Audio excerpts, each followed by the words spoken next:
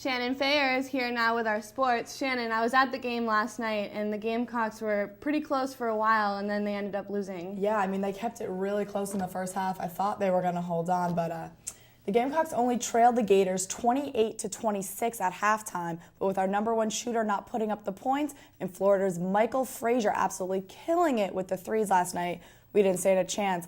In his last game at Colonial Life Arena, Brenton Williams was only able to put up 7 points, saying the Florida D was the toughest he's ever seen. Yeah, that was by far the best defense I've seen from a team that defended me. And it wasn't just him. I think they did a pretty good job of communicating as a team where I was at on the floor at all times from what I saw. Florida's Frazier, on the other hand, had absolutely no problem getting points on the board. He had a total of 37 points last night, which included 11 three-pointers. That is the most three-pointers ever scored in an SEC game. The final score was 72-46. Here's what Coach Frank Martin had to say following the loss. Credit Florida, they're good.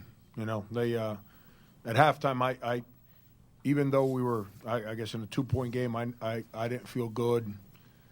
I thought we had scored through their mistakes, and I just didn't see us having the fuel on the tank that you got to have to sustain 40 minutes of the effort that you have to play to defeat them.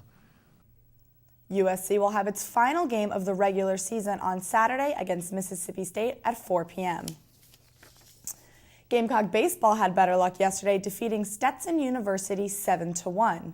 The Gamecocks got their first runs in early in the first inning with a 2-run single by Grayson Griner.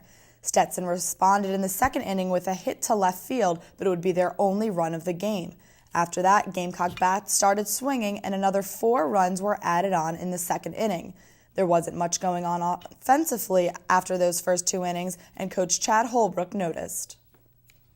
I was nervous today, you know, when they, because of those reasons.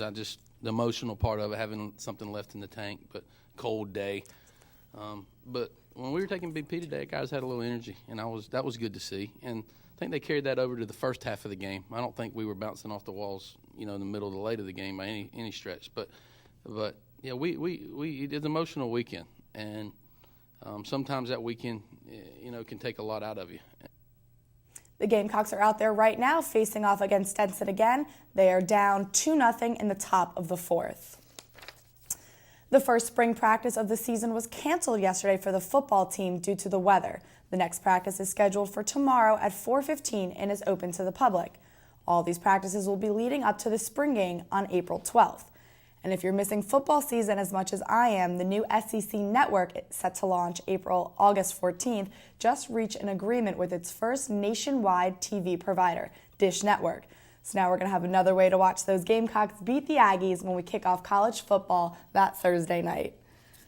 I'm excited, guys. You know, now that Dish has picked it up, hopefully more people are going to start picking up the SEC network. Absolutely. I can't tell you how many games I've missed just because, you know, I wasn't able to watch it. So that's awesome. That's really great. It's amazing. I'm excited for that option. But coming up, find out how the tables were turned on one World War II veteran as he cheered on marathon runners.